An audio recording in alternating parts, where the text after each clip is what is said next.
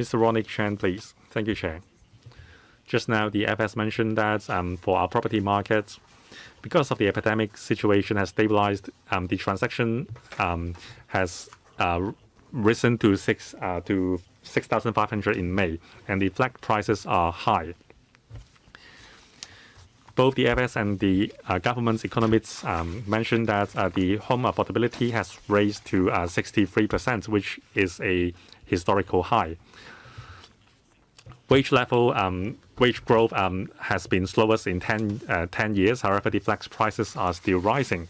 According to a report in January, the fresh mortgages loan-to-value ratio remain at 37% in the past 10 months. That is a very low level. So the first report said the flag prices growth outpaced the home affordability ratio and the wage growth. However, according to the second report, many people can't afford a flat. So is the situation healthy? Is it the case that no intervention is required by the government at present? The economic forecast is 3.5% to 5.5%. If the situation is good and vaccination rate is high, we can reach 5.5%. However, the vaccination rate is lagging behind the mainland and European zone countries. So if we can reach the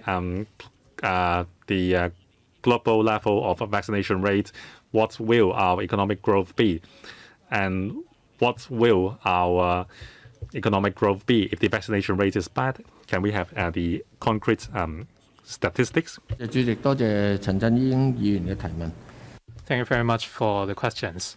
As Mr. Chan pointed out, since January, the residential market has become more active.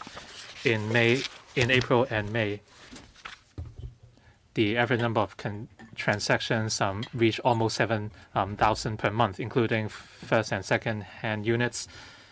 Compared with the peak in May 2019, the current level is only 2% lower.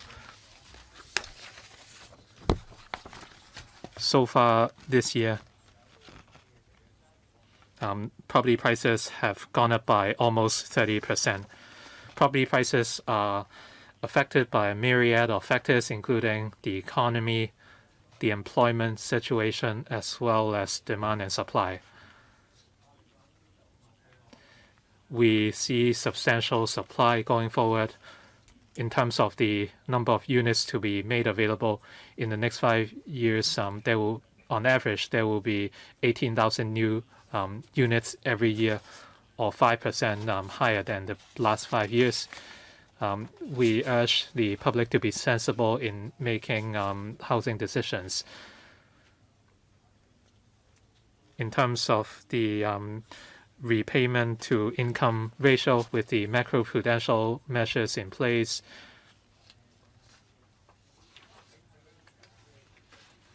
apart from paying a substantial down payment, buyers are also subject to a stress test since the current interest rates are very low. So if the rates do go up, the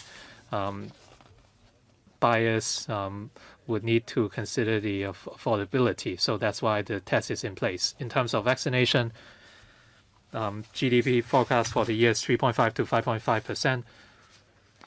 With a higher vaccination rate, or the scenario of herd immunity, we believe we can resume travel with the mainland. And if that's the case, our GDP growth might reach the upper end of the range or beyond. But if the pandemic goes out of hand and we see scenarios that occurred in the past, that would affect our industries, and some of our premises would have to be closed and social distancing have to be further tightened. Then there will be a great impact on our GDP. That's why we call for everyone to get vaccinated. Sir Ronnie Chan. In paragraph 24 of the paper,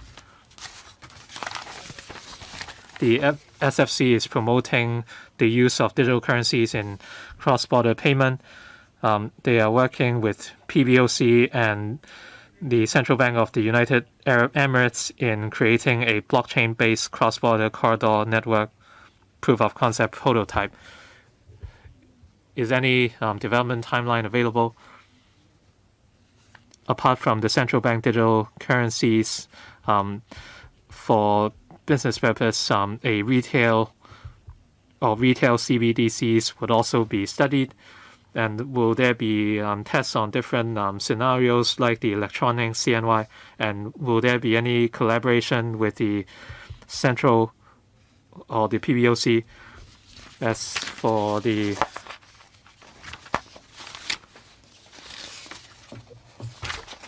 FinTech Proof of Concept Subsidy Scheme, as of end April, applications from more than 80 FinTech companies were received.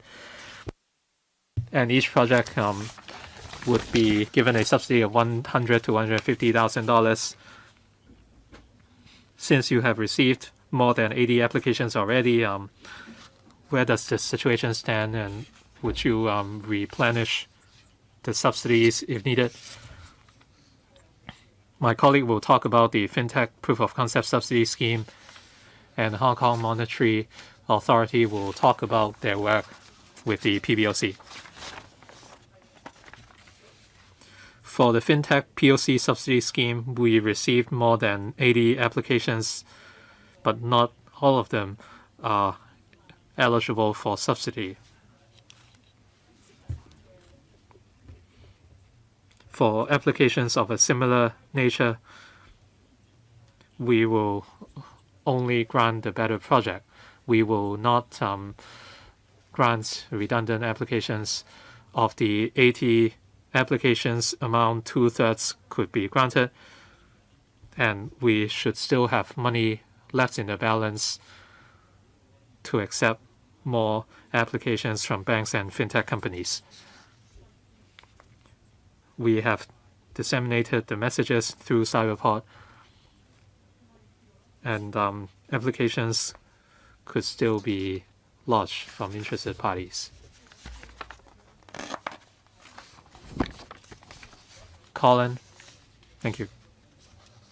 Thank you very much for the question. I'd like to thank Mr. Chan for his interest in the CBDCs. The HKMA has been monitoring the development of central bank digital currencies. In 2017, we started a study on CBDCs.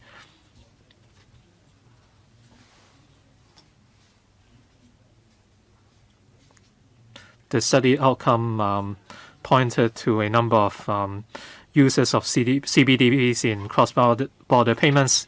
Since 2019, we have been working with the Bank of Thailand for a research, and this year the PBOC and Central Bank of the UAE have also participated.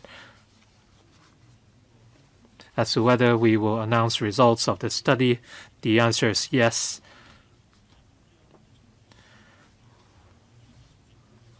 Last year, we carried out a joint study with the Bank of Thailand on CBDCs. And going forward, we will be announcing our study results. And we want to showcase the uses of CBDCs in cross-border payments. For retail CBDCs,